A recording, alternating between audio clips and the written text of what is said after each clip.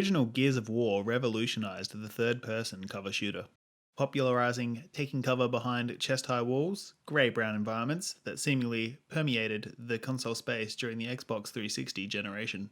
To me, Gears of War was the first foray into the world of online multiplayer gaming. The interest in online gaming specifically led me to purchasing an Xbox 360 over a PS3 at the time. I spent countless nights online playing Gears, racing to the power weapons on each level, surprise ambushes for the enemies, the over the top gore, all accompanied the tense gameplay. It was the game that allowed me to connect with not only friends but random strangers, to meet an objective and succeed. It was eye opening. A fond memory, although not a sensible one, was staying up till 3 a.m. prior to an exam in high school just playing Gears. Having also played a substantial amount of Gears 2 Online, I ended up falling away from the series around the time of Gears 3, as previous friends that I used to play with had moved on from the Gears series. After skipping the next titles, I was excited to give Gears 5 Tech Test a try and see if I still have a fondness for cover shooting, muscly men, and the Swarm. The Tech Test has 3 game modes: Escalation, King of the Hill, and Arcade on 2 maps. Jumping straight into an arcade match, I found the core loop of the gameplay had not changed all that much. After a round, I was roadie running, weaving between walls, and performing executions like old times. Mechanically, it all felt fine. Guns felt impactful, taking down foes in the time I'd expect. They sound hefty, with the pop of a headshot never failing to amuse.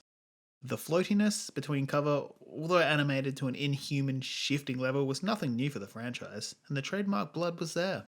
It just didn't scratch that itch I remember from playing Gears, and it took a little, but it dawned on me that arcade mode is just a more forgiving experience. Arcade mode, instead of limiting respawns, the first team to 50 kills wins. Following games in the series added a team deathmatch mode and became popular, but limited respawns for a player meant they occasionally played cautiously. Now players need not worry about repercussions and charge headfirst into battle. It makes smart positioning and communication less of a required skill. I was able to take advantage of my positioning at times and rack up kills, but it was less satisfying.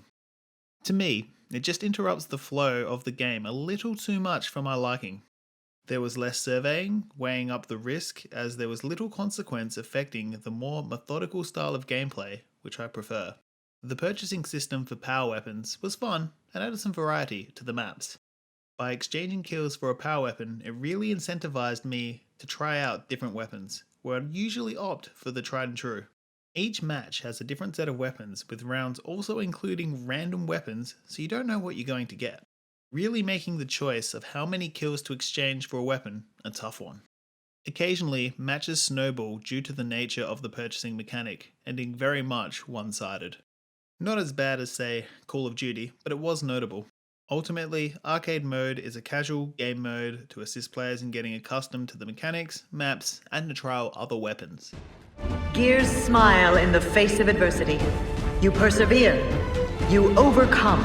Escalation, however, conjured up memories of the competitive play I fondly remember.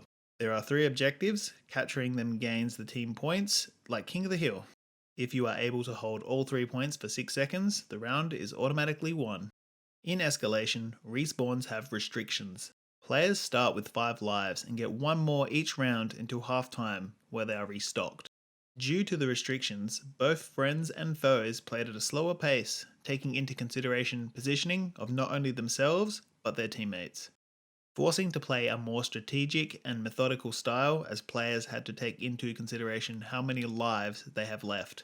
Having to consider defending a point and stockpiling lives, and when to play aggressively to force the enemy into a mistake. After each round, the leader can place a weapon, a restriction on a weapon, or upgrade a weapon on the map. As the maps are symmetrical, extra consideration needs to be taken into account, as each team will have access to the weapons placed. This extra layer of tactics made the mode feel more thought-provoking than the standard multiplayer mode. Unfortunately, Escalation was the mode that I had connection issues for local games.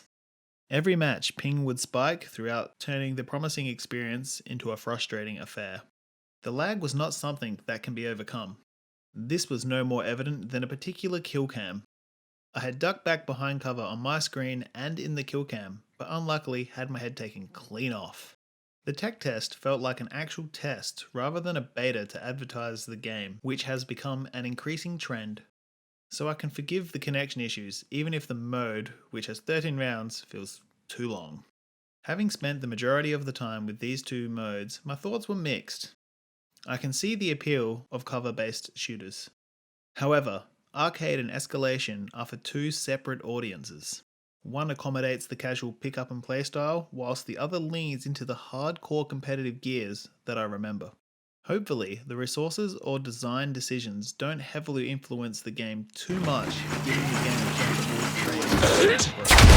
I've learned that appealing to a certain type of player is a great